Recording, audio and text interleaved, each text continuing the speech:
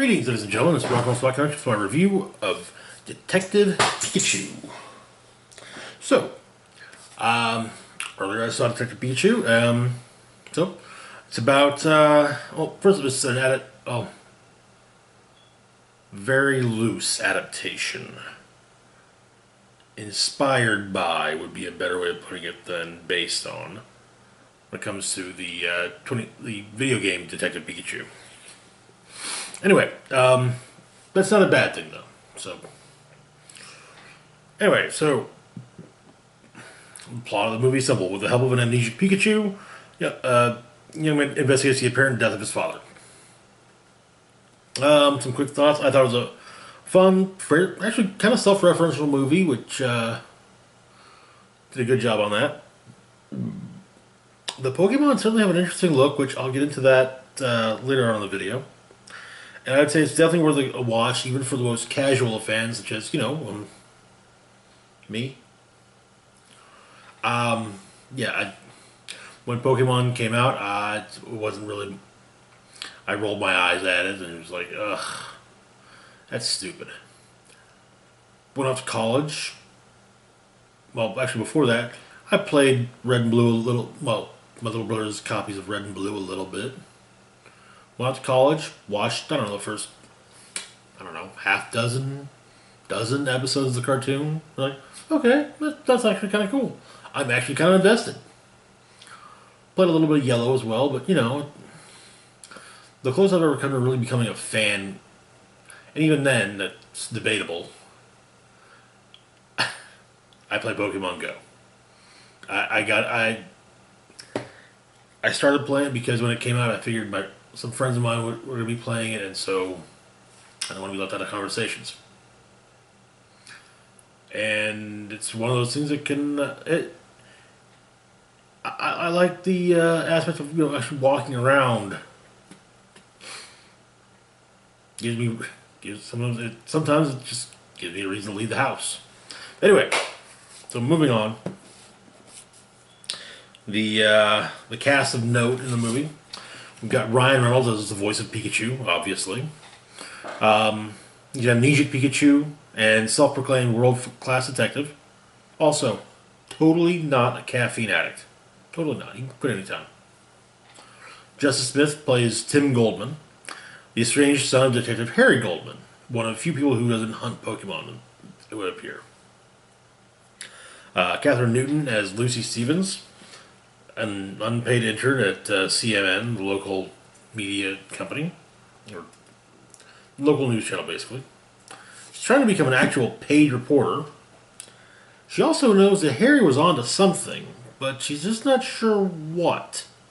The Pokemon that she's basically paired up with is a Psyduck. You've got Bill Nye as actor, not science guy, as Howard Clifford. He's a businessman, Pokemon enthusiast, and he created Rhyme City. He had a vision, and Rhyme City was that vision. Ken Watanabe as Lieutenant Hide Yoshida.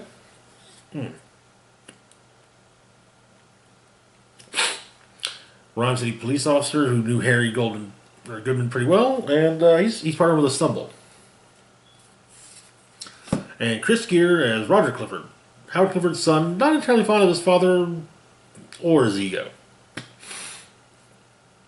It's also hinted that maybe Roger isn't too fond of Pokemon either. So, alright.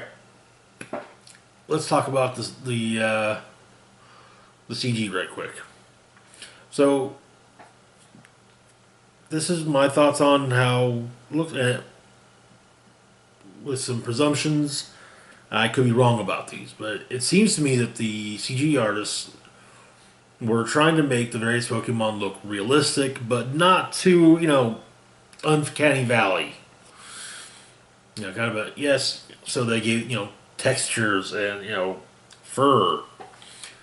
And I'll mention this later as well, but even if it was a Pokemon that is just kind of in the background and isn't that important to the, doesn't really interact with major important characters, seem to be of the same quality as the important one, which I thought was actually pretty cool. Usually, the idea would be kind of, yeah, well, that one's not going to really.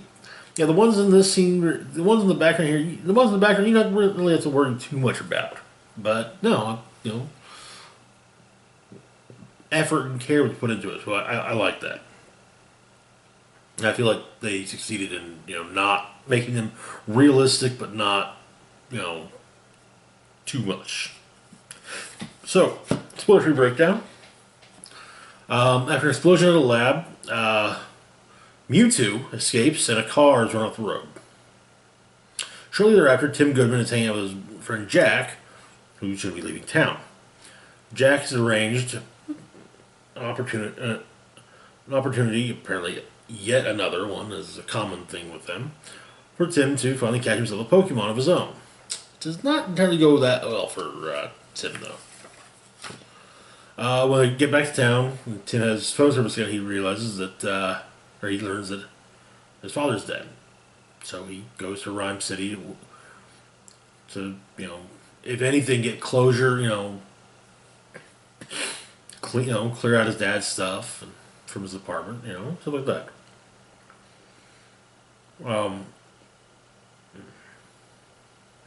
On the way, the concept behind Rhyme City is explained. Kind of some well-placed exposition. That it's a city where humans and Pokemon live and work in harmony, as opposed to there being battles and trainers and mass. So yeah, it's about a society. The idea of the city that it's all about harmony between the two species. Well, humans and the various species. Excuse me, the various species of Pokemon, but yeah. So, Tim investigates his dad's apartment. When he when he arrives, he meets Lucy, her Psyduck, and Lucy lets on that she knows that Hare's onto something, but just didn't know what. When Tim gets to the apartment, he kind of investigates a bit, finds some things that relate to the case, as well as an amnesiac Pikachu that Tim can understand. So the two partner up, and it's actually later. The two of them realize that Pikachu in question is in fact was Harry's partner on the police force. So the two partner up to try and figure out, help Pikachu regain his memories and figure out what happened to Harry. They end up hooking up with Lucy and her Psyduck. As Lucy being, an unpaid intern writing listicles for the major news station in town, has better contacts than they do. So, but the four of them end up just uncovering a rather massive and kind of chilling conspiracy. Alright, so ups and downs. First off, the dialogue is actually, it's cheesy, but just the right degree.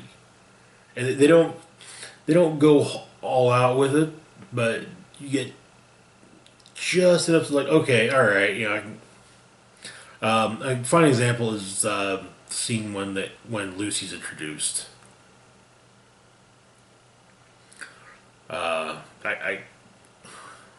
It works basically. It's also well acted and directed. The cast does a great job acting off of whatever kind of marker was used during filming for the Pokemon. As I mentioned earlier, no skimping on the Pokemon effects. The background ones were given just the same amount of detail as Detective Pikachu himself. So that's cool. There's some amusing Easter eggs throughout the movie as well, including one that at least one that I caught that isn't even related to Pokemon, but yeah.